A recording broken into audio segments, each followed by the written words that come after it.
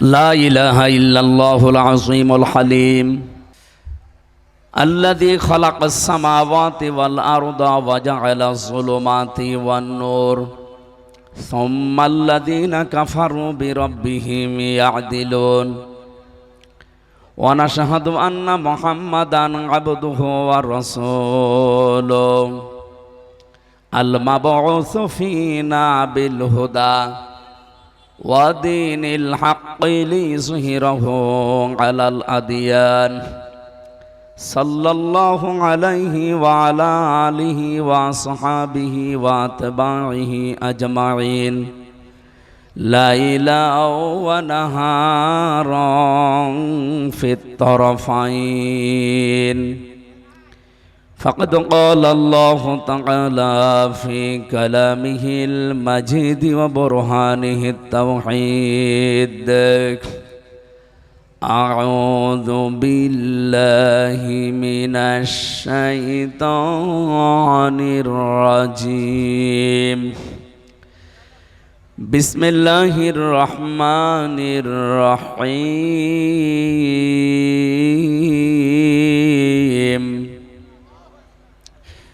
يا أيها الذين آمنوا اتقوا الله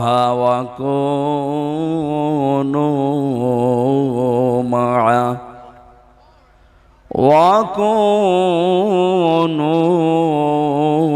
مع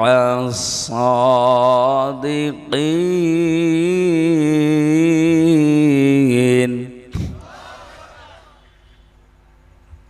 عن أبي سعيد الخدري رضي الله تعالى عنه قال النبي صلى الله عليه وسلم من رأى منكم منكرا فليغيره بيده فإن لم يستطع فبلسانه فإن لم يستطع فبقلبه وذلك ضعف الإيمان رواه البخاري وما زادهم إلا إيمانا وتسليما اللهم صل على محمد وآله وصحبه وبارك وسلم بلغ العلا بكماله كشف الدجى بجماله حسنت جميع خصاله صلوا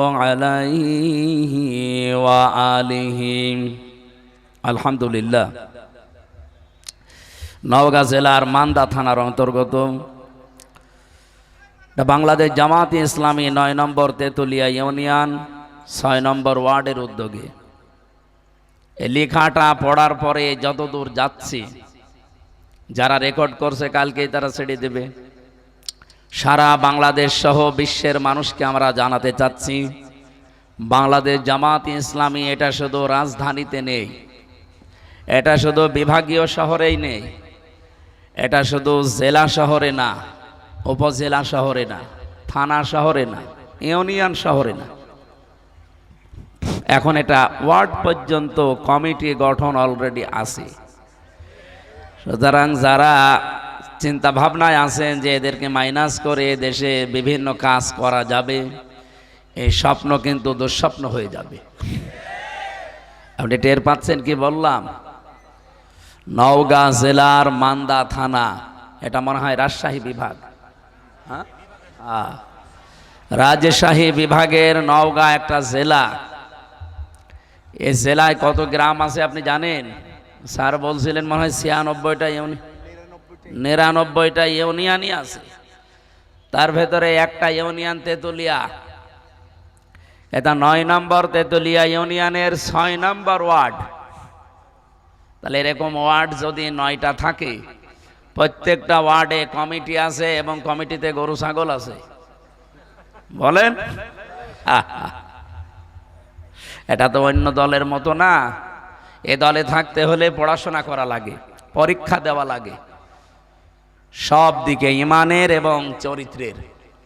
দুই পরীক্ষায় উত্তীর্ণ হওয়ার পরে তারপরে আপনি এরকম একটা দায়িত্ব পাবেন, তা ওয়ার্ডে, ইউনিয়নে, থানায় এই যদি হয় অবস্থা, আপনি কেন্দ্রে যারা আছে তাদের ঈমান কোন পর্যায়ে আপনি পরিমাপ করতেও পারবেন না। আজকে আমাদের কেন্দ্রের দায়িত্বশীল এসেছিলেন একজন মোবারক হোসেন। উনি বলছিলেন, আমি জেলখানায় ছিলাম, আমির জামাত ওই সময় মাওলানা মতিউর রহমান নিজামী রহমতুল্লাহ আলাইহি, ওনার একটা মাছ খুব পছন্দ ছিল। তো আমরা কয়েকজন মিলে চিন্তা ভাবনা করলাম যে সুবেদার যিনি আছে তার মাধ্যমেই তো জিনিসপত্র ঢোকে, যে তারে দিয়ে অন্তত একটু মাছের ব্যবস্থা করি, কারণ কালকে ওনার ফাঁসি, একটু যদি জীবনে শেষ খাওয়া খেয়ে যেতে পারে। কালকে যে লোকটার ফাঁসি অলরেডি ঘোষণা হয়ে গেছে, রাত 10টা 1 তার ফাঁসি, অথচ আজকে বিকালবেলা তারে এই মাছটা যেহেতু বৈধভাবে ঢোকাতে দেবে না, জেলার সোফার 2 জনেই হিন্দু, দেবদুলাল, সুব্রত বালা, এত সব আল্লাহর ওলির নাম বললাম, মানে এরকম মানুষ। সব যে খারাপ তা না, কিছু মানুষ আছে উগ্র, যেগুলো মোদির মুরিদ, এরকম কিছু ধরনের মানুষ আমরা পেয়েছিলাম। তো উনি বলছিলেন এই 2 জনকে জিজ্ঞাসা করা হয়েছে, বলছে না, অনুমতি নেই। তারপরও সুবেদারকে কিছু টাকা পয়সা দিয়ে ম্যানেজ করে এই জিনিসটা তার কাছে পৌঁছিয়েছে। উনি মাছ রান্নাটা হাতে পাওয়ার বলছে, এটা যে আপনি নিয়ে আসলেন সুবেদার সাহেব, এটা কি বৈধ, বৈধভাবে নিয়ে এসেছেন? উনি বলছে যে না না, আমার খুব শখ, এই মাছটা আমার খুব পছন্দের, কিন্তু আমি খেতে পারবো না, কারণ আমি বৈধ জিনিস ছাড়া আমার এই শরীরে অবৈধ জিনিস যদি এখন প্রবেশ করায়, এর দ্বারা যে রক্ত আজকে রাতের ভেতরে তৈরি হবে, কালকে আমার ফাঁসি, এই অবৈধ রক্ত আমার শরীরে থাকলে আমার শাহাদত কবুল হবে না। কোথায় আছে তারা আপনি বলেন তো? আর আপনি এই মানুষগুলোকে গালি দেন? আপনি মানুষ? আমি তো নিজে কাছে থেকে দেখেছি, শুনেছি কারারক্ষী কুতুবউদ্দিনের কাছে শহীদ মীর কাশেম আলী রহমতুল্লাহ আলাইহি, এই লোকটার মাত্র 3 ঘন্টা আগে ওনাকে জানানো হয়েছে যে আপনার কিন্তু ফাঁসি, মাত্র 3 ঘন্টা আছে, আপনি প্রস্তুতি নেন। উনি বলছে যে 3 ঘন্টা তো অনেক সময়, আমি ঘুমিয়ে গেলাম 2 ঘন্টা, 1 ঘন্টা আগে আমারে ডেকে দিও। আমারও দায়িত্ব ছিল এই কারারক্ষী, আমারে বলছে, হামজা ভাই, আমার আজও মাথার ভেতরে ধরে না, এই লোকটা ঘুমাইলো কি করে, যার মাত্র আর 3 ঘন্টা বাকি আছে ফাঁসি হতে, তা তো চিন্তাই ঘুম আসার কথা না। এরপরে তার ছেলে ব্যারিস্টার গুম হয়ে আছে, এরপরে তার স্ত্রী হাসপাতালের বেডে পড়ে আছে, তার দলীয় লোকজন লক্ষ লক্ষ পালিয়ে বেড়াচ্ছে, আর লক্ষ লক্ষ জেলে আছে, হাজার হাজার লক্ষ লক্ষ মামলা তাদের মাথায়। আর এই লোকটাও তো যেমন তেমন লোক না, আমি তো তার সম্পর্কে জানি, বহুত কিছুর মালিক সে, বহু মানুষের কর্মসংস্থান বানিয়েছে তার বিভিন্ন প্রতিষ্ঠানের মাধ্যমে। ইবনে সিনা নাম শোনেননি? কথা বলে না কেন? ইসলামী ব্যাংক, হাসপাতাল, এমনিতেই তারে দাদা বাবুরা শেষ করে দিয়েছে, বড় চক্রান্ত ছিল এর পেছনে। তো উনি আমারে শোনাচ্ছিলেন যে ভাই, আমি আজ পর্যন্ত, উনি সে কতদিন আগে ফাঁসি হয়ে গেছে, এতদিন আমি এই কারারক্ষী, আমি বিভিন্ন মানুষকে পাহারা দেই, আজকে আপনার দায়িত্ব পড়েছে আমার, কিন্তু আমি আজও মিলাতে পারলাম না যে লোকটা ঘুমাইলো কি করে। আমার যদি বলে যে তোর 1 মাস পরে ফাঁসি, আমার তো এখনই খাওয়া দাওয়া বন্ধ হয়ে যাবে, অথচ মাত্র 3 ঘন্টা বাকি আছে, অথচ এত বড় বিপদ তার মাথার উপরে। দেখেন তো, স্ত্রী হাসপাতালের বেডে, সন্তান গুম হয়ে গেছে, তাও তো আমির হামজার মতো জৈদ সন্তান না, ব্যারিস্টার, আপনি টের পাচ্ছেন? আর আমার মতো গরিব মানুষ এসে না, যে গরিব মানুষ মরে গেলে ওর কোনো হিসাব নেই। বিশ্বের ভেতরে যদি নাম করা লোক 100 জন থাকে, আপনাকে মীর কাশেম আলী ধরা লাগবে, এরকম একজন মানের মানুষ। তার মাথা ছিল না, তার মাথা ছিল ম্যাগনেট। কি যে দিয়েছিল আল্লাহ, এই জন্য আমি মাঝে মাঝে বলি, এই দেশের যারা মেধাবী এদেরকে মেরে না ফেলে বিভিন্ন কায়দা এদেরকে বাঁচিয়ে রাখেন, দেশের কাজ হবে। আপনারা তো 15 বছর তো বিভিন্ন কায়দায় মেরে ফেলেছেন, এভাবে মেরে না ফেলে যদি বাঁচিয়ে রাখতেন যে দেশের কাজ হতো। এই যে শিবির একটা উপহার দিয়েছে ডক্টর মির্জা গালিব, একটা ডায়মন্ড। এইরকম যদি 1000 মানুষ থাকে দেশে, এই দেশটা দাঁড়িয়ে যাওয়ার কথা। কারণ এর যে চরিত্র সেই ছোটবেলা থেকে বানিয়েছে, সব কিছু পারফেক্ট। এরকম জায়গায় যারা গেছে তাদের সব কিছু আমরা পারফেক্ট পাই না, তাদের অধিকাংশ গুলোই সব নষ্ট হয়ে গেছে। আমি কিছুদিন আগে বলেছিলাম না, বিশ্ববিদ্যালয়ের একটা চিত্র, জাহাঙ্গীরনগরে অনেক ছেলে মেয়েরা মদ খায়, এটা আমি নিজে দেখেছি। কিন্তু আমারে অনেকে পাগল বলল, এ পাগল বলে কি? অথচ তার 2 দিন পরে 16 জন মদ খাওয়া অবস্থায় ধরা পড়েছে ভার্সিটির ভেতরে। এবারটা বলছে না, হামজাজা বলে ঠিকই হয়। অনেক 2 ঘন্টা দিব্যি ঘুমিয়ে উঠে পড়লো, গোসল করে 2 রাকাত নামাজ আদায় করে বলছে, ভাই আমি রেডি আছি, চলেন। উনি বলছে, স্যার এই যে খাবার এসেছে, খাবেন না? কারণ ফাঁসি দেওয়ার আগে মরণের খাওয়া খাওয়ায়। আমি তো বহু ফাঁসি দেখেছি এই 3 বছরে, বহু মানুষকে ফাঁসি দেওয়া দেখেছি আমার এই চোখে।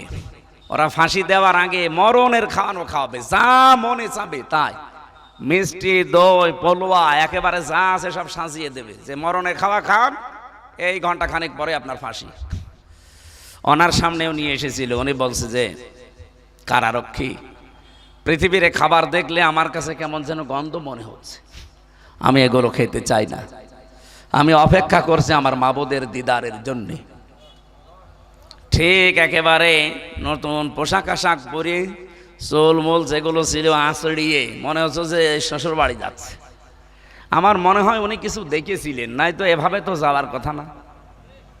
কারারক্ষী আমারে বলছে, হ্যাঁ আপনি বলছেননি, আমি বুঝে ফেলেছি। কেন এই তড়িঘড়ি করে তিনি এরকম প্রস্তুতি নিয়েছিলেন, 2 ঘন্টা ঘুমিয়েছিলেন, আমি বুঝেছি। আমারে বলছে কি, আমি সূরা হামিম সেজদার 30 নম্বর আয়াত তাকে আরবিতে শুনিয়েছিলাম। সে যেহেতু আরবি বোঝে না, এই জন্য তারে বাংলায় বলেছি, ইন্নাল্লাযীনা ক্বালু রাব্বুনাল্লাহ, নিশ্চয় যারা পৃথিবীতে বলতে পারে যে আমাদের রব আল্লাহ, সুম্মাস্তাকামু, এর উপরে টিকে থাকতে পারে, যত বিপদ আপদ, ঝড় ঝঞ্ঝা, যত কিছু আসুক না কেন, যারা টিকে থাকতে পারে। আরে কথা দিব্যি দিবালোকের মতো সত্য যে বাংলাদেশ জামাত ইসলামী এই ঝড়ে টিকে ছিল। আপনি না বললেও এটাই ঠিক, জালেমরাও বলবে যে এটা ঠিক। এত জুলুম, এত অত্যাচার, এত নির্যাতন। শিবিরের কেন্দ্রীয় সাবেক সভাপতি দেলাওয়ার হোসেন সাইদি, ঠাকুরগাঁও বাড়ি, এই দেলাওয়ার ভাইকে যে রিমান্ডে নিয়েছিল, আমিও ওই অফিসারের আন্ডারে ছিলাম। আসাদুজ্জামান কাউন্টার টেররিজমের প্রধান ছিল, ওর বাড়ি গোপালগঞ্জ। আমার চোখ বেঁধে, হাত বেঁধে ওর ঘরে নিয়েছে, চোখ খুলে দিল। চেহারা দেখে আমার মনে হচ্ছে শয়তান তো জীবনে দেখিনি, যদি দেখতাম তো এরকমই হইতো, একটা টাটকা নির্ভেজাল শয়তান। আশপাশে যে অফিসার গুলো আছে ওদেরকে বলছে পিটান, হুজুরকে পিটান, আর আমারে বলছে যে দেলাওয়ারকে আমি নিয়েছিলাম, ফুটবলের মতো লাথিয়েছি। ওই লোকটা নিজেই আমারে বলছিল যে এত মার মেরেছি দেলাওয়ারকে, আমি নিজে মারতে মারতে ক্লান্ত হয়ে গেছি, আমার হাত ব্যথা হয়ে গেছে, আমি বিশ্রাম নিয়ে আমি আবার পিটিয়েছি। আমার জীবনে আমি এত মার কাউকে মারিনি, কিন্তু এই লোকটাকে আমি টলতে দেখলাম না। একটানা 57 দিন আমি রিমান্ডে নিয়েছিলাম তারে, মামলার পরে মামলা দিয়ে খালি রিমান্ড নিতাম 10 দিন, 7 দিন, 5 দিন, নিতেই ছিলাম। এত অত্যাচার আমি জীবনে করেছি, এই লোকটাকে আমারে শোনাচ্ছে যেন আমি ভয়ে সব বলে দেই। এ মানুষগুলো পরীক্ষিত। আল্লাহ বলেন যারা টিকে থাকতে পারে, তাতানাজ্জালু আলাইহিমুল মালায়েকা, তাদের উপরে আমি ফেরেশতা নাজিল করছি, করব। তাতানাজ্জাল এটা মোজারে, বর্তমান ভবিষ্যৎ, প্রেজেন্ট ফিউচার। মালাকুন না দিয়ে মালায়েকা দিয়েছেন। আমি আয়াতটার ব্যাখ্যা পড়তে গিয়ে একটা নতুন বিষয় আজকে পেয়েছি। এদিকে তাকান। নতুন বিষয়টা হচ্ছে বদরের ময়দানে আল্লাহ পাক যে ফেরেশতা পাঠিয়েছিলেন নবীজির দোয়ার বরকতে, কোন সময় 1000, কোন সময় 2000, 3000, 5000। শোনেননি? কথা বলে না কেন? ইয তাসতাগীসুনা রাব্বাকুম ফাস্তাজাবা লাকুম আন্নী মুমিদ্দুকুম বিআলফিম মিনাল মালাইকাতি মুরদিফিন। ফেরেশতা আমি 1000 পাঠিয়েছিলাম, সব বাই সিরিয়াল নাম ছিল, একটার পরে একটা। তাদের হাতের ভেতরে সব ডান্ডা। কাফেররা তো ফেরেশতা চেনে না, কিন্তু একজন চেনে। কে? শয়তান। শয়তান কিন্তু ফেরেশতা চেনে। ও সেই দেখে যে মোটা মোটা ডান্ডা নিয়ে নামতেছে একটার পর একটা, বাই সিরিয়াল মুরদিফিন, মানে একটার পরে একটা। এ দেখে এক দৌড়ে আবু জেহেলের কাছে গিয়ে বলছে, নেতা ভাগলাম। কি ভাগলাম? কেন? তোমাকে তো শোরাকা বলে আমি দলে নিয়েছি, তুমি তো নিজেই বললে যে আমি শোরাকা, 10 জনের সাথে লড়তে পারি। তুমি এখন এসে বলছো ভাগলাম মানে?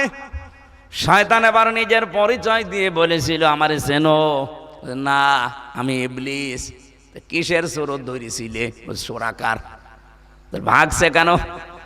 আমি যা দেখি তোমরা তা দেখো না। আমি দেখছি ফেরেশতা নামতেছে একটার পরে একটা, আমি গণনা করলাম 1000। কোন ফেরেশতা একেবারে খালি হাতে নেই, সব ফেরেশতা ডান্ডা নিয়ে নামতেছে। 2 নম্বরে দেখলাম আমি 3000, 3 নম্বরে দেখলাম আমি 5000 ফেরেশতা নামছে। আমি চলে গেলাম, তোমার ময়দান তুমি সামলাও। এই তাফসীরের কিতাবে আমি দেখেছি, এই যে তাতানাজ্জালু আলাইহিমুল মালায়েকা, আল্লাহ ফেরেশতা নাজিল করছেন, করবে, যেহেতু করেছেন এবং করবে সামনে। মুফাসসির এখানে ব্যাখ্যা করতে গিয়ে জানিয়েছে, বদরের ময়দানে যে ফেরেশতাগুলো আল্লাহ নাজিল করেছিলেন 1500 বছর আগে, ওটা আজও পৃথিবী থেকে উঠে যায়নি, দুনিয়ায় আছে। আবারও যদি কোনো জায়গায় বদরের ময়দান কায়েম হয়, বদরের 313 জনের মতো যদি ঈমান কারো তৈরি আল্লাহ দেখে, ওই ফেরেশতাদেরকে আল্লাহ কাজে লাগাবে। ও বাংলার মানুষেরা, এবার সামনে কিন্তু যেটা আসতেছে, এতদিন আমরা শুনেছি শুধু ভোট, কিন্তু এবার হবে ভোট যুদ্ধ। কথা বলছেন না কেন? এবার কি শুধু ভোট হবে না ভোট যুদ্ধ? যুদ্ধের মতোই প্রস্তুতি নেওয়া লাগবে। কাউকে কিছু আমরা বলবো না, কিন্তু কেউ যদি বলে ছাড়বো না। একটা হাদিসের ব্যাখ্যা, আমার মনে হয় বাংলাদেশে এটা ঝামেলা আছে। আমি আওয়াল ভাইকে বলছি, একটু ভালো করে খেয়াল করবেন। এটা আলেম স্যার যেখানে থাকেন কেউ আওয়াল ভাইয়ের মতো, আমি তাদেরকেও বলছি। বুখারী শরীফের হাদিস, নবীজি বলেন, মান রাআ মিনকুম, মান মানে যে ব্যক্তি, র মানে দেখে, মিন মানে হতে, কুম মানে তোমাদের, মুনকারন মানে খারাপ কাজ, অন্যায় কাজ, অবৈধ কাজ। তোমাদের ভেতরে কেউ যদি এটা দেখে, বলেন তো নবীজি কি শুধু হামজাকে বলেছে? বলেন বলেন। এখানে মিন কুম আছে, কুম এটা বহুবচন জমির। পৃথিবীতে আমরা যারাই আল্লাহ একজন আছে, রাসূল আমাদের নেতা, এ কথা বিশ্বাস করি, তাদের জন্য এ কমের ভেতরে আপনি আছেন। তাহলে তোমাদের ভেতরে যে বা যারা যদি কোনো মনকার কাজ, অন্যায় কাজ, সমাজ বিরোধী, ইসলাম বিরোধী কোনো কাজ দেখে, কি করবে সে? ফালিও গাজ্জেরহু বিয়াদিহি, দেখবেন প্রতিটা শব্দের আগে ফা লাগানো আছে। আমি বালাগাত মানতেক পড়তে গিয়ে দেখেছি ফাটা 10টা অর্থে ব্যবহার হয়। এখানে যে ফা আছে একটার পরে একটা, একটার পরে আর একটা, এটা বোঝাতে আল্লাহ ব্যবহার করেছেন নবীজি ফালিউ গাজ্জিরহু বিয়াদিহি, এরপরে আবার ফাইল্লাম ইয়াস্তাতি ফাবিলিসানিহি, এরপরে আবার ফাইল্লাম ইয়াস্তাতি ফাবিকলবিহি। কেন এত ফা দিলেন? তার মানে একটার সাথে আর একটা রিলেটেড। তোমাদেরকেও যদি অন্যায় কাজ দেখে সে যেন হাত দিয়ে সেটা বন্ধ করে দেয়। এখানে হাত বলতে শুধুমাত্র এই হাত না, এটা ক্ষমতার হাত হতে পারে, টাকা পয়সার হাত হতে পারে, প্রভাব প্রতিপত্তির হাত হতে পারে। কথা বলছেন এখানে? আমি কি বানিয়ে বলছি? এটা যদি থাকে, টাকা নেই, পয়সা নেই, প্রভাব প্রতিপত্তি নেই, ক্ষমতা নেই, এই হাতও কাজ করে না, তাহলে কি করবেন? ফাইল্লাম ইয়াস্তাতি ফাবিলিসানিহি, মুখ দিয়ে প্রতিবাদ করা লাগবে, এটা অন্যায়, এটা বলা লাগবে। কি কথা বলেন? নর্থ সাউথ বিশ্ববিদ্যালয়ে একটা হিন্দু ছেলে কোরআনের উপরে লাথি দিয়েছে এবং থুতু দিয়েছে। এটা অন্যায় কাজ, অমুসলিমরাও বলছে। কি এই অন্যায়ের জন্য যদি আমাদের সেরকম ক্ষমতা না থাকে, তাহলে আমাদের 2 নাম্বারটাই তো আশা লাগবে যে প্রতিবাদ করা লাগবে। অনেকেও প্রতিবাদও করে না। প্রতিবাদের বিভিন্ন রকমের ধরন আছে, ভাষা আছে, সেটা ব্যবহার করেন। এটাও যদি আপনার আয়ত্তে না থাকে, ফাইল্লাম ইয়াস্তাতি ফাবিকলবিহি, এই যে এই শব্দটা বলার জন্য আমি এসেছি। এদিকে তাকান। এখানে আমার মনে হয় আওয়াল ভাই সহ জেলা আমির সহ যারাই আছে, এখন যদি আমি অর্থ করতে বলি এইটাই বলবে, আমিও বলতাম এটা। ফাইল্লাম ইয়াস্তাতি ফাবিকলবিহি, 3 নাম্বার হচ্ছে মনে মনে ঘৃণা করা। ঠিক আছে না? ঠিক নেই। এটা তো আমি সারা জীবন শুনেছি, আমি নিজেও পড়েছি, আমার খাতায়ও আমি লিখে পাস করেছি এইভাবে। অত সেখানে শব্দের দিকে তাকান।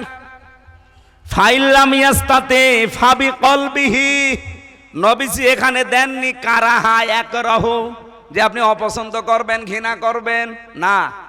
অন্যায় কাজ দেখে, সমাজ বিরোধী, দেশ বিরোধী, ইসলাম বিরোধী কাজ দেখে প্রথমে হাতের পরে মুখ, এরপরে কলবের কথা নবীজি দিয়েছেন, ঘৃণা করার কথা দেয়নি। কারাহা একরাহু দিত তাহলে যে আপনি ঘৃণা করবেন। আপনাকে অন্তরের কথা বলেছেন নবীজি, খেলা করার জন্য না। অন্তর দিয়ে আপনি পরিকল্পনা করবেন কি করে অন্যায়টা বন্ধ করা যায় বা তুলে দেওয়া যায়। এটা আজ বাংলাদেশের যদি আমরা মানতে পারতাম, আজ অনেক অন্যায় আমার মনে হয় বন্ধ হয়ে যেত। কথা বলেন না কেন? কয়েকদিন আগে আমার গ্রামের বাড়ি কুষ্টিয়া, ডাবিরা ভিটা গ্রাম, আমার ইবি থানাতে বাড়ি। ওখানে একজন নিয়ত করেছে, আমার এই ছেলে যদি বিদেশে যেতে পারে আমি গাজীর গান দেব। গাজীর গান বোঝেন? এই এলাকায় মনে হয় প্রচলন না। না, গাজীর গান হচ্ছে মানে পুরুষকে মহিলা বানাবে, বড় বড় চুল লাগাবে আর জিনিসপত্র দিয়ে। হ্যাঁ, আলকাফের গান। এবার বুঝেছেন? হ্যাঁ, এই আলকাফের গান কি নিয়ত দেখেছে, মান্নত করেছে। আমাদের এলাকায় তো বেশিরভাগ মান্নত হয় লালনের, না এই আলকাফের। গ্রামের লোকজন কিছু এসে আমার বলছে কি করা যায়, বন্ধ করতে হবে, কারণ ওরা আবার গাঁজা নিয়ে আসবে। লালনের কিছু ভক্ত আছে, শুধু গাঁজাই না, ওরা মদও নিয়ে আসবে এবং মহিলা নিয়ে এসে নাচাবে। না, এরকম গুনাহগার, এরকম কাজ আমার তাও 2 বাড়ি পরে, কিন্তু ওরা অন্য বংশের, আমার বংশের লোক না, অন্য বংশের। আমি বললাম এটা তো হতে দেওয়া যায় না। বলছে কি করা যায় আপনি দেখেন। থানার ওসিরে কল দিয়ে বললাম কি করবেন? বলছে হুজুর শুধু বলেন, সব উড়িয়ে ফেলবো। বললাম ঠিক আছে, আপনি দেখেন, অন্তত একেবারে বন্ধ করে দিলে ও আবার উল্টা দিকে যাবে। ওদেরকে বলেন যে মেয়ে লোক নিয়ে আসার দরকার নেই, আর ওই গাঁজা মদ এগুলো বাদ থাক, পুরুষ মানুষকে মহিলা সাজানোর দরকার নেই, এমনিতেই পুরুষ মানুষেরা যদি গান বাজনা করে করুক, কি বলবো আর। এখন না করলে তো আবার আরেক সমস্যা করে দেবে। মানব অধিকার আছে, আমার কি অধিকার নেই? আমি স্বাধীন দেশের নাগরিক না? এ কথাটা বলা এই 15 বছরে তোমার ক্ষমতা ছিল না।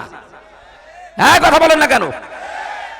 এই 14.5 মাসে প্রায় 51টা কি 318টা শুনলাম দাবি দেওয়া গেছে ইউনূস সরকারের কাছে এই 14 মাসে। অথচ 15.5 বছরে মাত্র 51টা দাবি করতে পেরেছি আমরা হাসিনার কাছে। তখন কোথায় ছিলেন আপনি? 14.5 বছরে মিলে এখানে লাইট মারে কি? ওরা ধরেন তো, ধরেন, ওরা ধরেন, ওর রেজার লাইট মারাচ্ছে।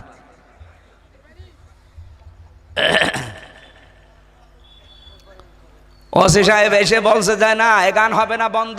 ওরা বহু টাকা পয়সা অলরেডি খরচ করে ফেলেছে, বন্ধ করে দিল।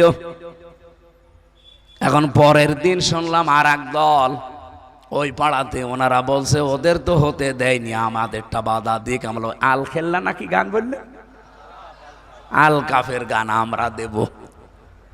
ওসিরে ফের বললাম, বলছে কোনো চিন্তা নেই, দেশে যেহেতু মাদক নিষিদ্ধ, ওই পয়েন্ট আমি এখানে কাজে লাগাবো। আর ওরা শরীয়ত বিরোধী কাজ করবে, আমি জীবনও হতে দেব না। ওটাও বন্ধ করে দিয়েছে। এখন এই দুই গোষ্ঠী এক জায়গায় হয়ে আমার বাবারে নাকি কালকে বলিস যে আমির হামজা আসবে না ভোট চাইতে, তখন দেখবো। এ একটা কথা হইল, কোন জায়গায় আঘাত দিল গো? বলেন তো, আমি কি ওদের উপকার করেছি না ক্ষতি? বলেন বলেন। 2 রাত মিলে ওরা ওইটা করতো, কত গোনা হতো। নারী পুরুষ সব এক জায়গায় রাতের বেলা, সারা রাত এই ঢোল ডুগি তবলা বাজাবে, আর মেয়েকে ছেলে, ছেলেকে মেয়ে সাজাবে।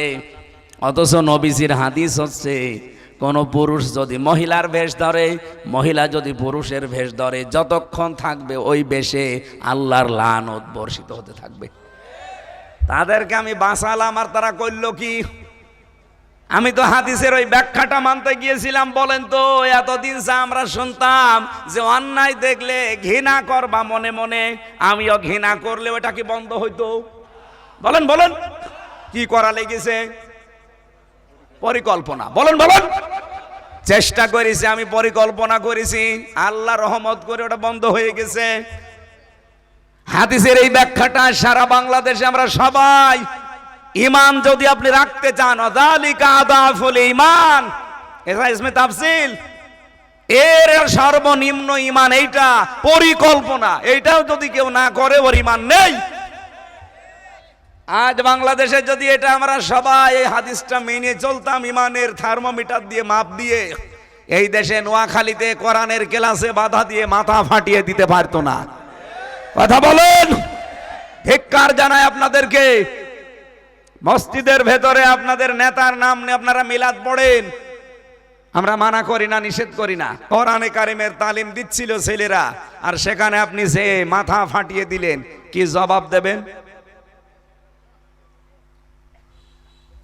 ফ্যাসিস্ট যারা, তাদের কাজকর্ম আমরা দেখেছি, তারা বিদায় নিয়েছে।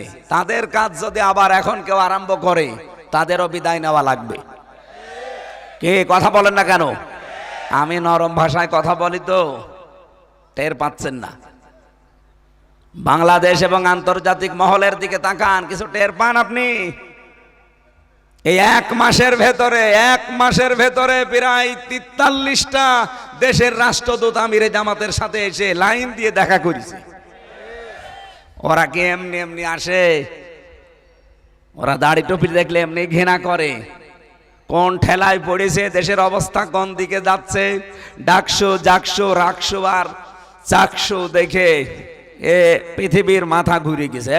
কোন দিকে গেল এই দেশ? ঢাকা বিশ্ববিদ্যালয়ে শিবির পাশ করার পর আমার কুষ্টিয়াতে 2 জন ম্যাজিস্ট্রেট, আমি নাম নিলাম না, তারা 2 জন গল্প করছে এক রেস্টুরেন্টে, খুব দামি রেস্টুরেন্ট। আমি পাশে আমার ম্যাডামরে নিয়ে বসে বসে, বাচ্চা কাচ্চা নিয়ে, উনি আমার ওইভাবে দেখে নাই, ঘুরেছিলাম। চেয়ারটা ওনারটা আর আমারটা একেবারে মানে এই 2টার পেছনে এক জায়গায়। দেখে দুইজন বলছে যে হইল কি, ঢাকা বিশ্ববিদ্যালয়ে মনে করলাম যে জীবনে একটু যাব, কিন্তু সে অবস্থা হয়ে গেল এখান থেকে ফিরে আসা আর কোনোদিন সম্ভব না।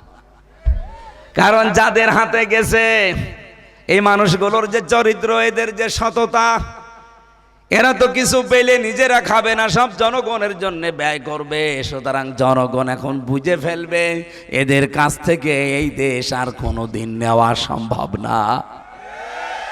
অনেকে এটা বুঝে ফেলেছে, এই জন্য আর সোজা রাস্তায় তারা হাঁটতে চায় না, এখন সব বাঁকা রাস্তা ধরিস। দেখেন বিভিন্ন জেলাতে, থানাতে, উপজেলায় আরম্ভ করে দিয়েছে অলরেডি, সুতা নাতা দিয়ে পায়ে পা লাগিয়ে ঝগড়া করতে চায়। আপনারা যতই যান, আমরা কিন্তু চাবো না। খুব সতর্ক হওয়া থাকবে। কি কথা বলেন না কেন? খুব সতর্ক হয়ে থাকা লাগবে।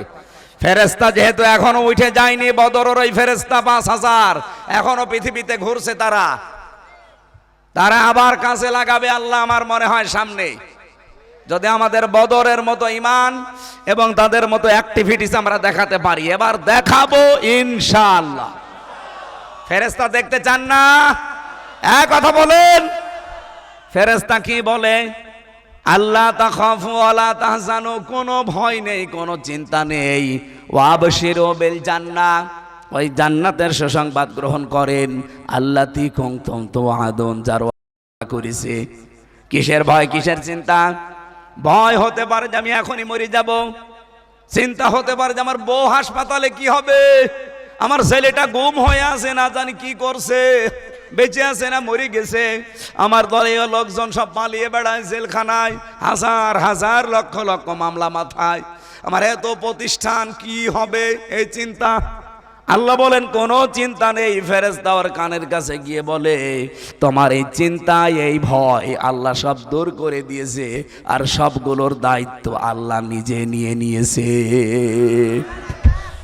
আমি কুতুব ভাইকে ওই দিন বলেছিলাম, ভাই আল্লাহ মনে হয় ফেরেশতা দিয়ে ওনার কানের কাছে এই সংবাদ দিয়েছে, নয়তো ওনার জীবনেও এই 2 ঘন্টা ঘুম আসার কথা না। কারণ আমি তো জেলে আছি, জেলে সবচাইতে ঝামেলা হচ্ছে ঘুম আসে না, অথচ কোনো কাজ নেই, 24 ঘন্টা বসে থাকা, তারপরও কাজ নেই, ঘুম আসে না। ঘুম আসে না কেন বলেন তো? টেনশনে। বলেন বলেন। খালি চিন্তা আসে, আমার মেয়েটা কি করছে, আমার ছেলেটা কি করছে, আমার দলের লোক কি করছে, শুধু এই চিন্তা। আর আমার সবচাইতে বেশি চিন্তা হয়তো আমি ওই যে 7 মাসের ওই মেয়েটা রেখে গিয়েছিলাম, ওরে নিয়ে ভাবতাম না জানি ও মার খাচ্ছে নাকি, কারণ ওর মা তো একটু রাগী, তো কিছু হলেই পিটায়। ওরে নিয়ে শুধু চিন্তা আসতো মাঝে মাঝে, এই চিন্তায় আমার ঘুম আসে নাই। 3 বছরে আমি ছেলে থাকা অবস্থায় যত ঘুমের বড়ি খেয়েছি, আমার মনে হয় সারা জীবনও আমি এত খাইনি। এই জন্যই তো শরীর নষ্ট হয়ে গেছে। এমনিতেই ঘুম আসে না, অজানা চিন্তা এসে ভর করে। এরাও তো মানুষ ছিল, এদের ঘুম আসতো কি করে? এরা কি বানিয়েছিল ইমানটাকে? এই জন্য দেশে যারা ষড়যন্ত্র করছেন, আমি এই 2 লাইন পড়ি, আমি কিন্তু এই কথাগুলো বললাম।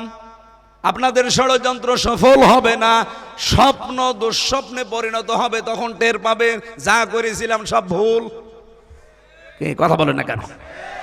আবরার ফাহাদকে যারা হত্যা করেছে তারা সব আমার সাথে ছিল, ছেলে মাঝে মাঝে এসে বলতো ভুল করেছি, এই নেতাদের কথা মতো ভুল করেছি। এমনকি এই যে বিশ্বজিৎকে যারা মেরেছিল, তার ভেতরে একজনের নাম হচ্ছে শাওন, খুলনা বাড়ি, ওর বাড়ি খুলনা কপিলমণি।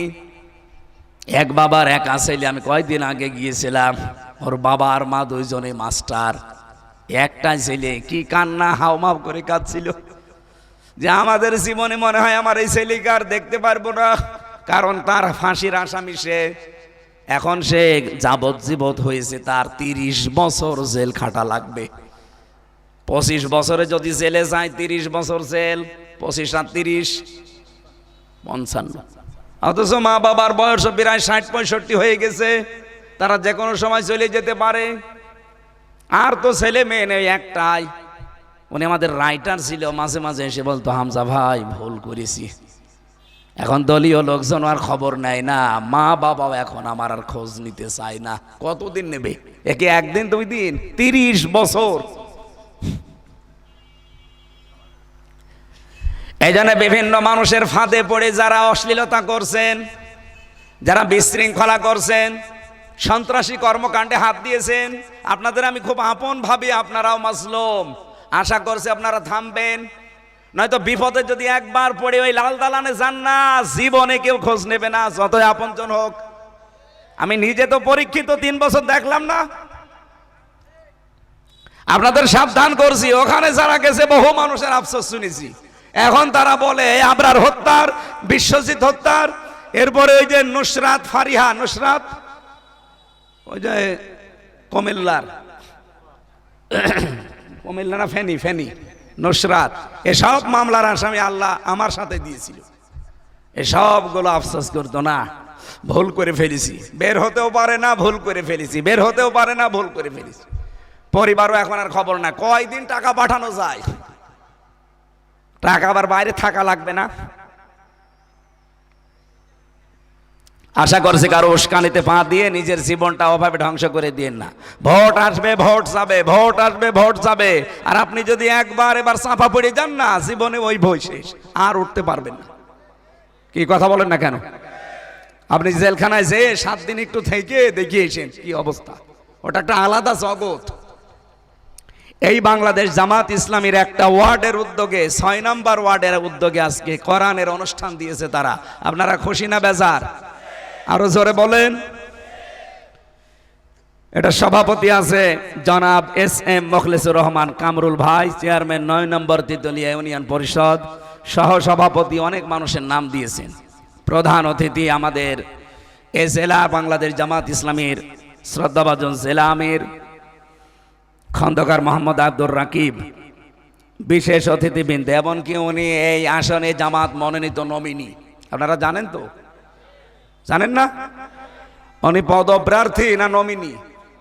নমিনি, পদপ্রার্থী নেই। বাংলাদেশ জামাত ইসলামীতে কেউ পদপ্রার্থী না। এই যে আমিরে জামাতের ভোট আজকে আমাদের কুষ্টিয়ায় হয়ে গেল, কেউ জানেই না। আমিরে জামাতের ভোট সারা বাংলাদেশের জেলায় জেলায় চলছে। কে আমিরে জামাত নতুন হবে বলেন তো? অন্য কোন দলের হলে এতদিন কতটা লাশ পড়ে যেত, কথা বলে না কেন? অথচ কেউ জানেই না। আমার পাশে যে কার নাম লিখলো ও আমিও জানি না, আমি কার নাম লিখেছি উনিও জানি না। হয়ে গেছে, আমার জেলা শেষ, আপনাদের জেলাও শেষ। দেখেন কয়েকদিন পরে রেজাল্ট আসবে, কে হয়েছে আমরা কিন্তু এখনো পর্যন্ত বাংলাদেশে কেউ জানে না। ওখানে ঘোষণা দেওয়ার পরে জানা যাবে। আর বাংলাদেশে এমনও দল আছে ঘোষণা লাগে না, আগে থেকে জানি হাসিনা। এই কথা বলছেন না কেন? এরকম দল ছিল না? আগে থেকে জানতাম হাসিনা, আগে থেকে জানি খালেদা। এই আমার জানা কথা, জানা কথা সত্য সত্যই হয়। অনেকে বলছে হ্যাঁ আমরাও তো জানি উনি হবে না। আমি নিজে যে রোকন, আমি নিজে জানি না, আপনি জানেন কি করি? সুতরাং সহ সভাপতি এখানে যারা আছে, বিশেষ অতিথি, অনেক মানুষের নাম দিয়েছেন। মাওলানা মোস্তফা আলামিন, এরপরে মাওলানা GM আব্দুল আওয়াল, এরপরে ডাক্তার আমিনুল ইসলাম, যত মানুষের নাম দিয়েছেন আমি তো এত নাম এখন আর পড়ছি না। একবারে দোয়া করছি আল্লাহর বান্দাদের, অরফানা লাকা যিকরাক, বলেন আমিন। মাহফিলের আজকের বিশেষ মেহমান ছিলেন আমার বন্ধুবর, বাংলাদেশের সবচাইতে বড় ঈদগাহ ময়দান দিনাজপুরের, ওটার নাম যে কি ঈশ্বরে গড়েশ্বর নাকি যেন নাম, ওখানকার তিনি খতিব এবার নির্বাচিত হয়েছেন। হাফেজ মাওলানা মাহফুজুর রহমান দিনাজপুরি, আন্তর্জাতিক একজন কারি। ওনার তেলাওয়াত শুনেছেন এখানে? হ্যাঁ, খুব সুন্দর কণ্ঠ। আল্লাহ রাব্বুল আলামিন হায়াতে তাজ্জেবা সিহাতে কল্লিয়া দান করুন, বলেন আমিন। দলমত নির্বিশেষে আজকের অনুষ্ঠান, যেহেতু আমরা কোরআন থেকে কথা বলতে চাই, নাকি আমার বানানো কথা বলবো? বলবো না, কোরআন থেকে বলতে চাচ্ছি। সূরা তাওবা, কোন সূরা?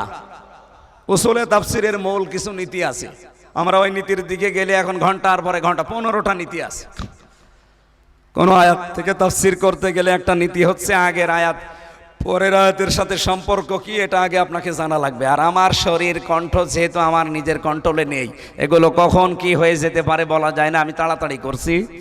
সূরা তাওবা 119 নম্বর আয়াত, মাত্র একটা আয়াত পড়েছি। এই ছেলে, কি অবস্থা, বসো। ও আপনি যান, আপনার অসুবিধা, আপনি যান। বিয়ে শাদী হয়েছে? হ্যাঁ ঠিক আছে, না বিয়ে শাদী না হলে আপনারা উঠতে দিতাম না। যান, তাড়াতাড়ি আসবেন। আর বিড়ির নিশি কারো আছে? বিড়ির নিশা আছে? ওই যে চলে যাচ্ছে একজন অনমুরব্বী মানুষ, ঠিক আছে। যুবক মানুষ, এই ভাই, এই যুবক মানুষ, এই একটা ক্লাস হইলো, আপনি ক্লাসে বসিয়ে রেখে চলে যাচ্ছেন স্যার রে। আমার ভাইরা, পরিচিত একটা আয়াতি পড়েছি। এখানে আমার মনে হয় আলেম এবং ইমাম, মুয়াজ্জিন, খতিব যারা প্রায় সবাই আয়াত জানে, কিন্তু আয়াত থেকে 6টা বিষয় আমি নতুন পেয়েছি। এইটা আজকে ডেলিভারি দেওয়ার জন্য আমি নোট করেছি। খুব ভালো করে খেয়াল করেন, আমি যে অল্প সময় যেহেতু শেষ করব বলছি। আল্লাহ রাব্বুল আলামিন বলেন, ওই 6টা বিষয় ভালো করে খেয়াল করবেন। ইয়া আইয়ুহাল্লাযীনা আমানুত্তাকুল্লাহ ওয়া কুনু মা'আস সাদিকিন। ওহে যারা ঈমানের দাবি করো, আল্লাহ পাক কিন্তু দুনিয়ার সব মানুষকে এখানে ডাক দিতে পারতেন, দেননি। শুধু ডাক দিয়েছেন যারা ঈমান এনেছে তাদেরকে। ঈমান যারা আনে, আল্লাহ এত বেশি তাদের উপরে খুশি হয়ে যায়। কোরআনে কারিমে আল্লাহ তাদেরকে স্পেশাল একটা নাম দিয়েছেন, আল্লাহু ওয়ালিয়ুল্লাযীনা আমানু। ঈমান যারা আনে এরা আর সাধারণ মানুষ থাকে না, এরা আল্লাহর বন্ধু হয়ে যায়। এখানে আল্লাহ যাদের ডাক দিয়েছেন এরা কি সাধারণ মানুষ না আল্লাহর বন্ধু? বলেন বলেন। এর ভেতরে মোদি আছে, হ্যাঁ কথা বলেন না কেন? এর ভেতরে ডোনাল্ড ট্রাম্প আছে, এর ভেতরে হাসিনা আছে না? নেই। কারণ সে কথা বলেই অলরেডি বেঈমান হয়ে গেছে। যেদিন বলেছিল যে ফসলে বরকত হয়েছে, মা গজে দুর্গা গজে ছড়িয়ে এসেছে, এই জন্য ওই দিন তার ঈমান শেষ। কারণ বরকত দিতে পারে দুর্গা না আল্লাহ? বলেন বলেন। আল্লাহ এমন একটা উদাহরণ দিয়েছেন কোরআনে। আমি এক বিসিএস ক্যাডারকে সেদিন বলেছিলাম যে হিন্দু মানুষ, স্যার আপনাকে আমি মুসলমান হতে বলি না, আপনারও বিবেক আছে, জ্ঞান আছে, শুধু আপনি আমার কোরআন শরীফটা একবার ভালো করে পড়বেন বুঝে বুঝে। উনি দেখে একবার পড়াটা পড়ার পরে আমি জিজ্ঞাসা করলাম শেষ হয়েছে? আমারে বলছে হুজুর শেষ না, আমি মুসলমান হয়ে গেছি। মুসলমান হয়ে গেছি মানে কি, কিভাবে কি? উনি আমারে বলছে সূরা হজের 73 নম্বর আয়াতটা আপনি বলেছিলেন একবার পড়তে, আমি 50 বার পড়েছি। আমি তো আরবি পড়তে পারি না, আমি বাংলায় পড়েছি, ইংরেজিতে পড়েছি 50 বার। 50 বার পড়ার পরে আমার মাথা যদিও ঠিক ছিল আরো ঠিক হয়ে গেছে। আমি বললাম কিভাবে মুসলমান হলেন এই 50 বার পড়ার পর? উনি আমারে যেটা বলেছে সেটা আমি আপনাদেরকে শিক্ষার জন্য বলছি। ইয়া আইয়ুহাল্লাযীনা আমানু ইয়া আইয়ুহান নাস দরিবা মাসালুন ফাসতামিউ লা। আল্লাহ বলেন হে মানব মণ্ডলী। আল্লাহ কি শুধু এখানে মুসলমানকে ডাক দিয়েছেন? বলেন বলেন। এই এলাকায় যদি কোনো হিন্দু ভাইরা থাকেন, আমি জেলা আমির সাহেবের কাছে শুনলাম যে এলাকায় হিন্দু মানুষও আছে, 60,000-এর উপরে নাকি হিন্দু ভোটার আপনারা। আমি আপনাদের দাওয়াত দেওয়ার উদ্দেশ্যে আপনাদের বিবেকের কাছে একটা প্রশ্ন আয়াত দিয়ে করতে চাই, যেমন ওই বিসিএস ক্যাডারকে করেছিলাম। একটু তাকান ভাই, এই বাদাম ভাই, এই না না একটু পরে এই আয়াতটা শেষ হয়ে যাক। এটা গুরুত্বপূর্ণ তো, এটা না বুঝলে আবার অন্যদিকে চলে যাবে। এদিকে তাকান।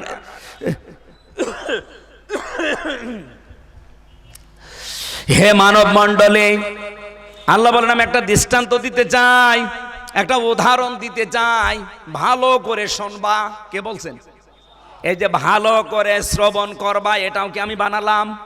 ফাস্তামিউ লা, আল্লাহ বলেন ভালো করে শুনবা।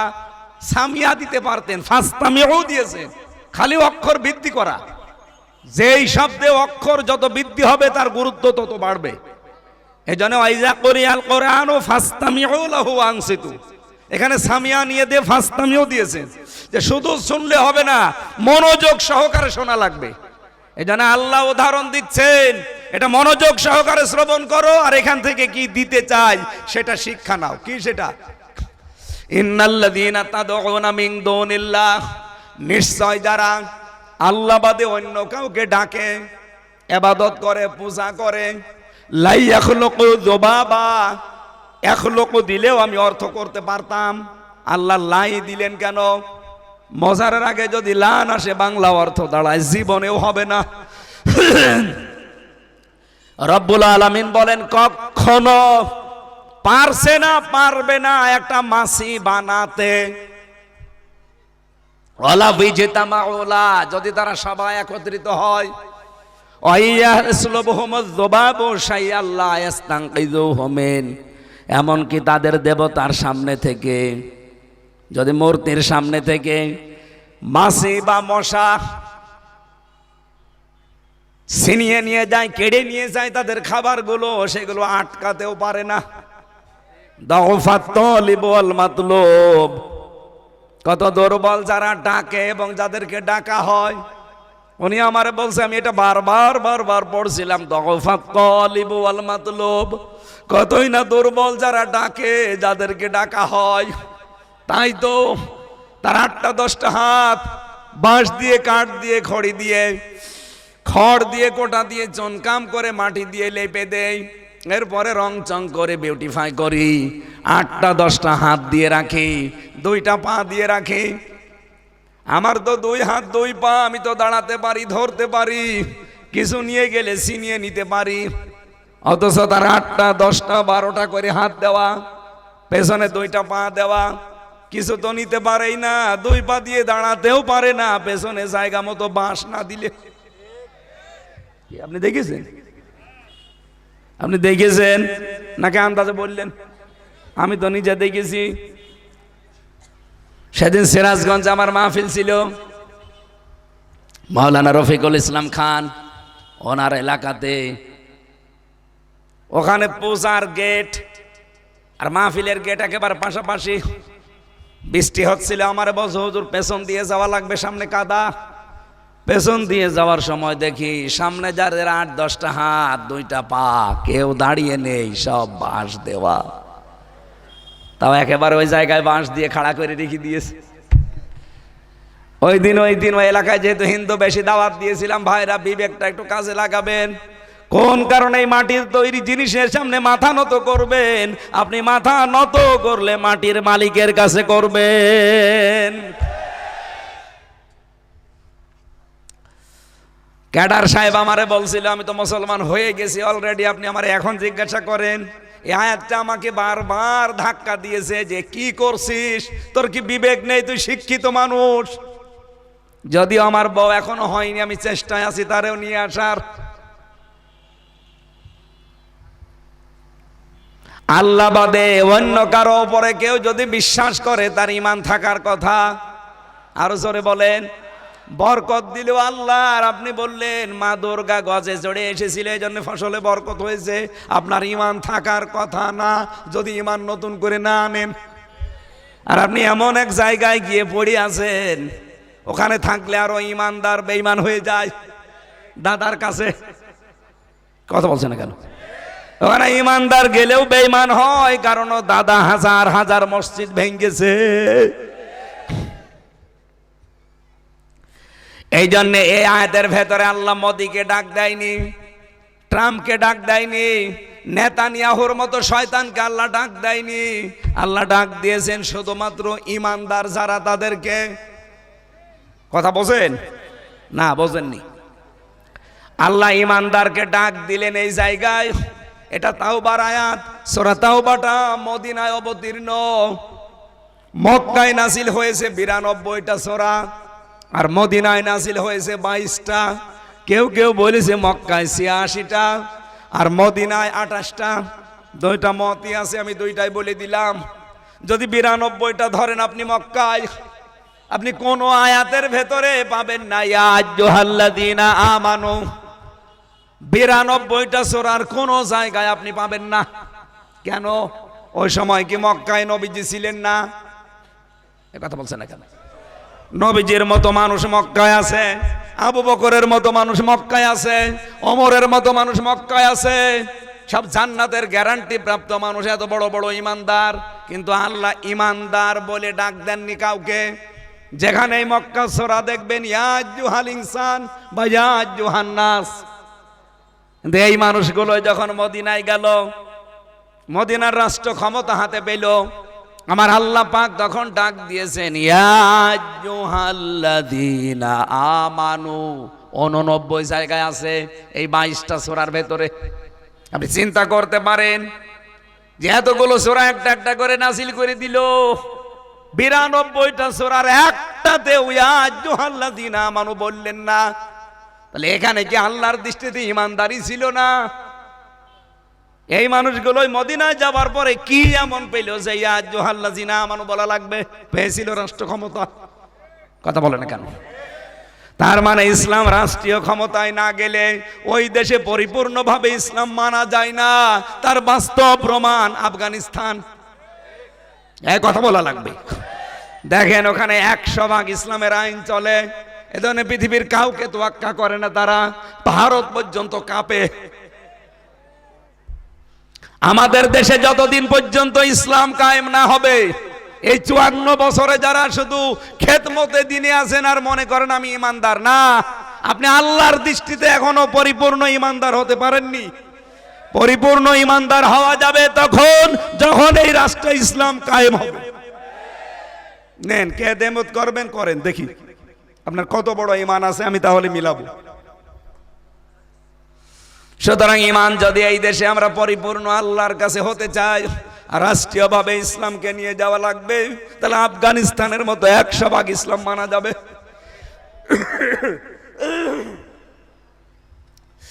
আল্লাহ এর পরের শব্দ দিয়েছেন ইত্তাকুল্লাহ, আমি আল্লাহকে ভয় করো। এই শব্দটা বোঝার জন্য আমি আয়াতটা পড়েছি। আব্দুল আওয়াল ভাই, আমিনুল ভাই, কত মাওলানা বসে আছে, সারা জীবন এই আয়াতটা আপনাদের শুনিয়েছে। আমার আশা সারা জীবন আপনারা শুনেছেন, আমিও পড়েছি, কিন্তু এইভাবে আপনারা শুনেছেন কিনা আমি জানি না। দেখেন আল্লাহ যা বললেন ইত্তাকুল্লাহ, আমাকে ভয় করো। কিভাবে ভয় করবেন? বড় জব্বা গায়ে দিলেই ভয় হয়? কথা বলেন এখানে। কত জব্বাধারী মানুষ আজ উল্টা পাল্টা কাজ করছে আমরা দেখতে পাচ্ছি। এত বড় বড় জব্বা গায়ে দিয়েও একামের বিরুদ্ধে ফতোয়া দিচ্ছে। এই নেই নেই নেই। তাহলে তাকওয়া অর্জন করবেন কি করে? এর প্রক্রিয়া কি? এর পদ্ধতি কি? আপনাকে আমি জব্বা গায়ে দিতে নিষেধ করি না। এই কথা বলা যাবে না, ভালো করে। না না না না, কোনে যাচ্ছেন আপনি? এই কথা বলা যাবে না, বসেন বসেন। এই 6টা না শুনলে মাহফিলে আসায় আপনার বেকার হয়ে যাবে।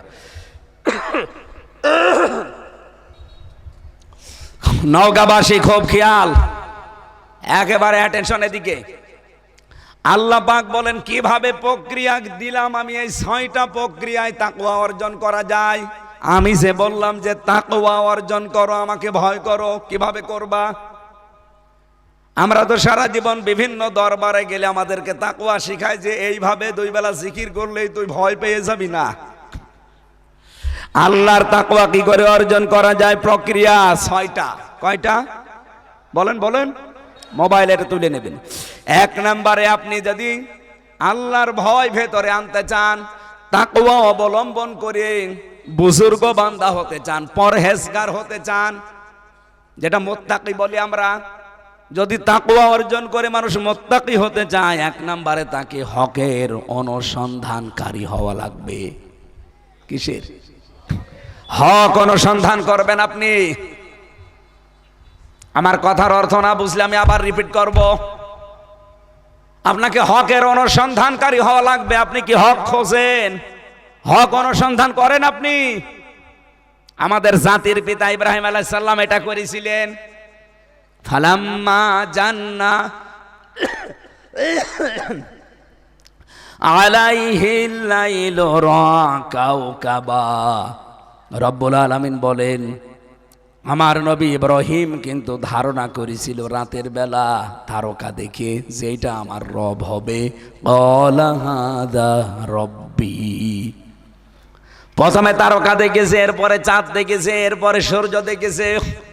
তিনটায় যখন অস্তমিত হয়ে গেল, ডুবে গেল, ডাক দিয়ে বলছে, না, যারা ডুবে যায় আমি তাদেরকে পছন্দ করি না, ভালোবাসি না।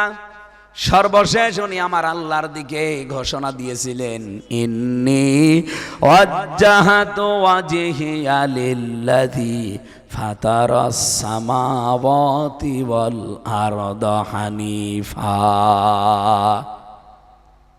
আমরা মনে করি এটা জায়নামাজের দোয়া। আমার তো মনে হয় দুনিয়া আখিরাত সব এই আয়াতের ভেতরে আছে। কোন মানুষ যদি একবার এই সিদ্ধান্ত নিতে পারে যে আমি কিন্তু মুখ ঘুরিয়ে দিলাম, চেহারা ঘুরিয়ে ফেলেছি, পৃথিবীর যত কিছুই আমার পেছনে ধরে টানতে পারে, কিন্তু আমি ঘুরে পড়েছি।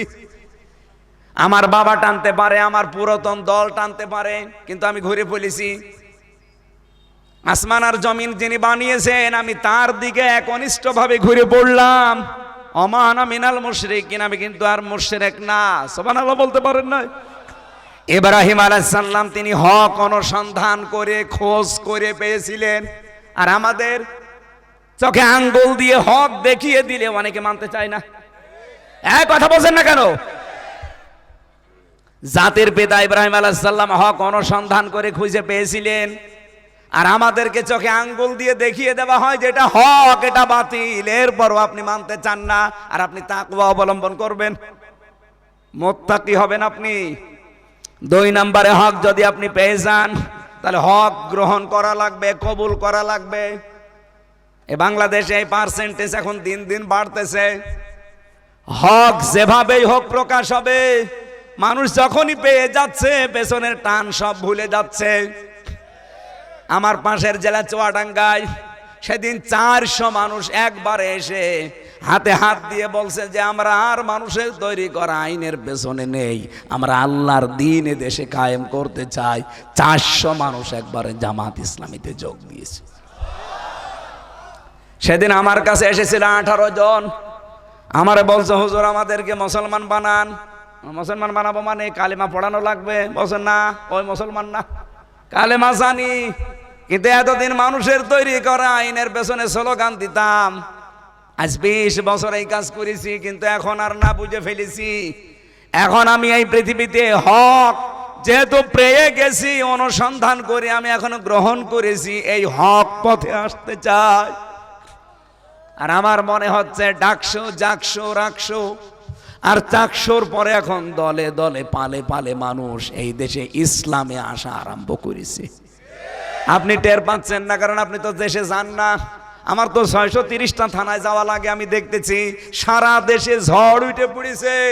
এই জন্যই অনেক বাতিলের মাথা খারাপ। ওরা এখন পায়ে পা দিয়ে ঝগড়া বাঁধাতে চায় না, আমরা ঝগড়া করতে রাজি না। 3 নম্বরে হক শুধু গ্রহণ করলে হবে না, হককে প্রচার করা লাগবে। আর এই দায়িত্ব এখন আমাদের। যে যতটুকু জানেন হক কথা যদি পারেন প্রচার করবেন। 4 নম্বরে হক শুধু প্রচার করলে হয় না, হকের ওপরে দৃঢ় থাকা লাগবে।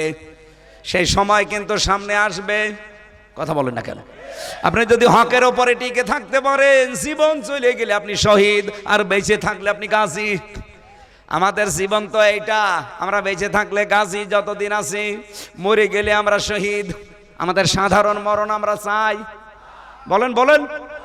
আওয়ামী লীগের এক নেতা দেখলাম, মন্ত্রী ছিল, নরসিংদী বাড়ি, হাসপাতালের বেডে পুড়ে মরে আছে। দলীয় লোক তো আসেই নাই ভয়ে, স্ত্রী পুত্র আত্মীয় স্বজন সব পালিয়েছে বাইরের দেশে। 12 ঘন্টা পড়েছিল একাধারে, কেউ নিতে আসে নাই।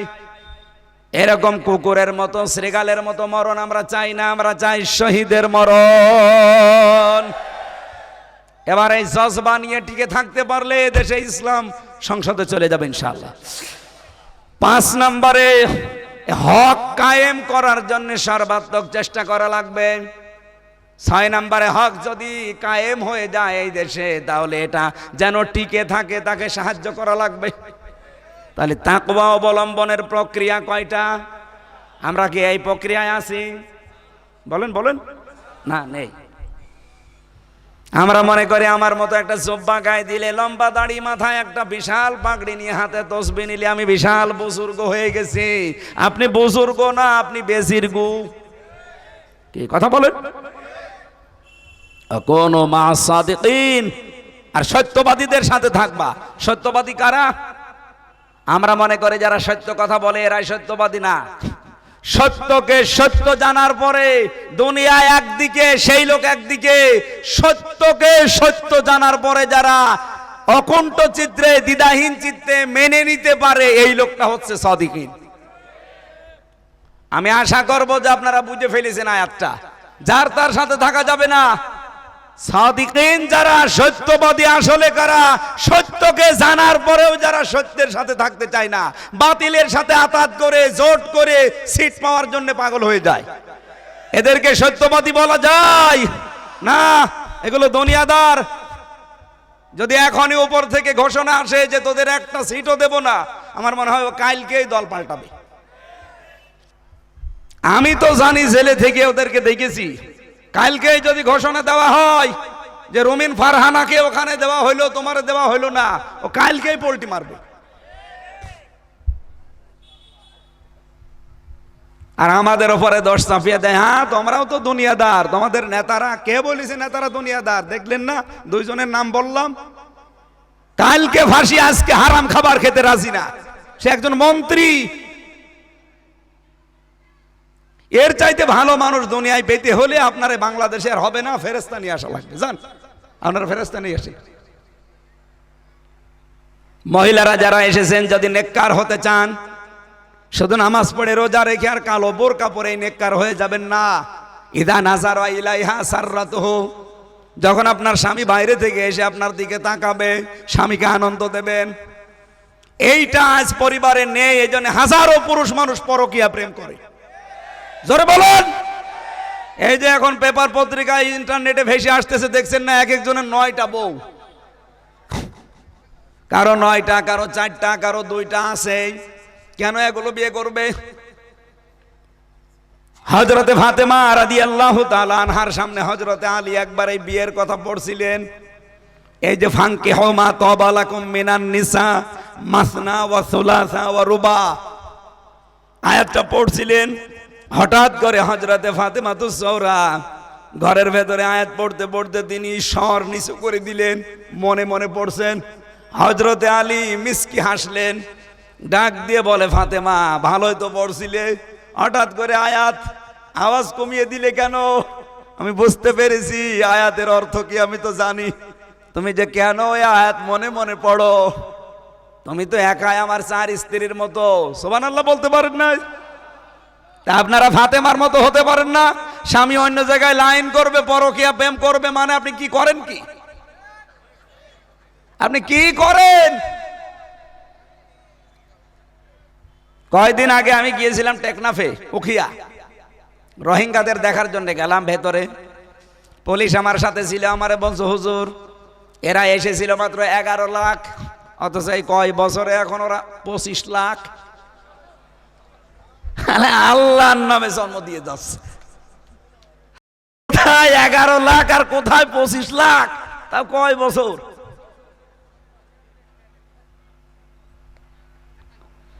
আপনার স্বামী অন্য জায়গায় চলে যাবে, লাইন করবে, বিয়ে করতে যাবে, কোন কারণে? বাড়ি থেকে বাইরে থেকে আসে, আর এসে দেখে পরিবার জাহান্নাম। তো একটু শান্তি পাওয়ার জন্যই তো এই কাজ করতে চাই। আল্লাহ আপনাকে যে বানিয়েছে তাকে শান্তি দেওয়ার জন্য। আপনি জানেন, আমিন আয়াতিহি আন খালাকালাকুম মিন আনফুসিকুম আজওয়াজাল লিতাসকুনু ইলাইহা ওয়া জাআলা বাইনাকুম মাওয়াদ্দাতা ওয়া রাহমা লিতাসকুনু ইলাইহা, যেন তুমি সেখানে শান্তি পাও। তাই আপনি শান্তি দিতে পারেন না, এই জন্যই তো লাইন করে। এই যে 2-1জন মনে হয় পড়িস, ঠিক আছে, আলহামদুলিল্লাহ। মা বোনেরা আশা করছে আপনাকে আরো উদার হওয়া লাগবে। 2 নম্বরে, ওয়াইদা গাবা আনহা হাফিজাতুহু, যখন স্বামী বাইরে যাবে তখন স্বামীর সম্পদ, স্বামীর সন্তান এবং স্বামীর যে ইজ্জত আপনার কাছে রেখে গেছে, এটা হেফাজত করে রাখবেন। অতুইনু আলা দীনি যাওজাতিহা, 3 নম্বরে স্বামী যখন দিনের কাজে থাকবে, বাইরে থাকবে, ধৈর্য ধারণ করবেন, তাকে সাহায্য করবেন, ঠিক আছে তুমি চালাও আমি আসি।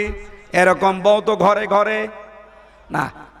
একামতে দিন যারা পালন করে এই দেশে, তাদের বউ হয়তো হালকা পাতলা একটু সাপোর্ট দেয়, বাকিগুলোর পরিবারে 100টার 98টাই জাহান্নাম। ওপরে মনে হয় যে খুব মিল মহাব্বত, কে বলিস আপনাকে? লালনের মাজারে দেখলাম জোড়া জোড়ায়, যে ফেসবুকে দেখাচ্ছে জোড়ায় জোড়ায় এসেছে। এখন ওর আসল বউ না নকল বউ আল্লাহ জানে। আমার মনে হয় আসল বউ হলে ওভাবে নিজের বউকে সাদা কাপড় পরিয়ে সাজগোজ করে মানুষের সামনে ওইভাবে দেখাতে পারে না।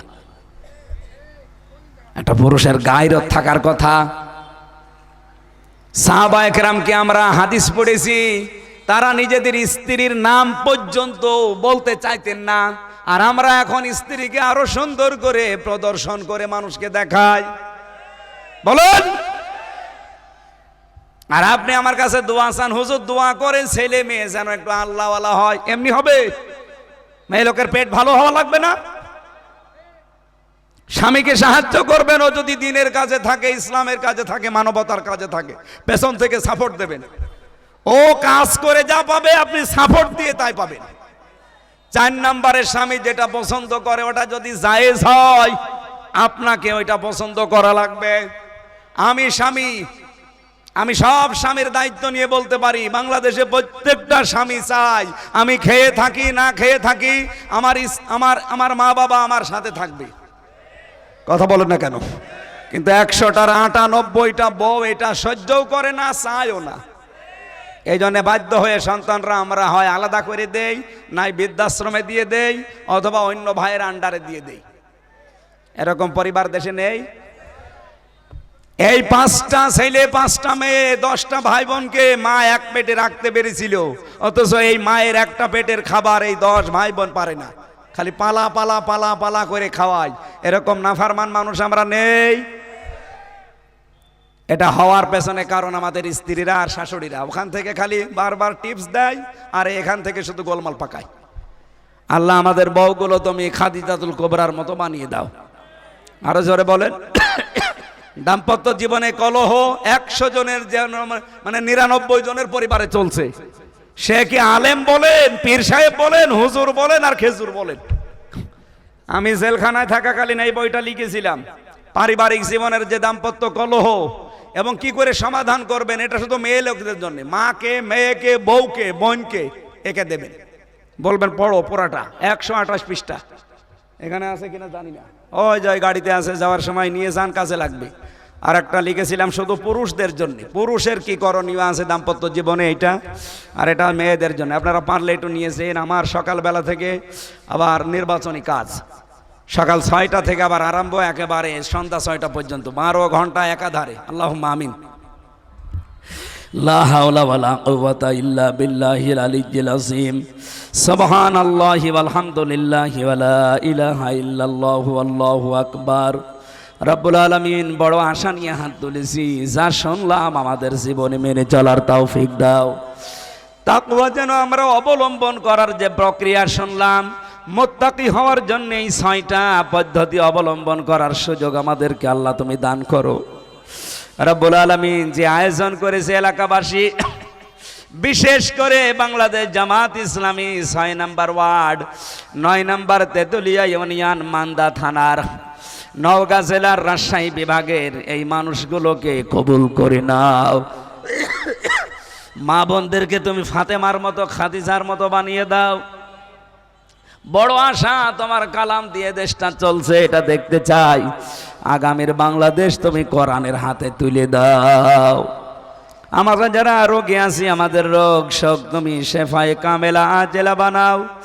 সভাপতি কামরুল ভাইকে কবুল করো, প্রধান অতিথি, বিশেষ অতিথি, সহ সভাপতি যারা আছে মঞ্জুর করো।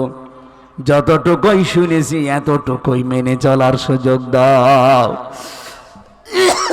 আমি অসুস্থ, আমার কণ্ঠটা তুমি আগের মতো ফিরিয়ে দাও। আমার শরীরটা ডায়াবেটিস 19 হয়ে গেছে, আল্লাহ তাআলা এটা কন্ট্রোলের ভেতরে নিয়ে এসে দাও। ডাক্তাররা বারবার বলছে রাত জাগলে আবার বেড়ে যাবে। মেহেরবানি করে তুমি আমার ঘুমটা পরিপূর্ণ হওয়ার সুযোগ করে দাও। 3টা বছর জেলখানার ভেতরে আমি খালি ঘুমের বড়ি খেয়েছি, কিন্তু বাইরে এসে তো খেতে দেয় না ডাক্তাররা।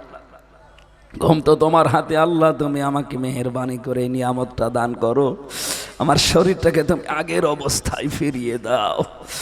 আলহামদুলিল্লাহ রাব্বিল আলামিন, লা ইলাহা ইল্লাল্লাহু মুহাম্মাদুর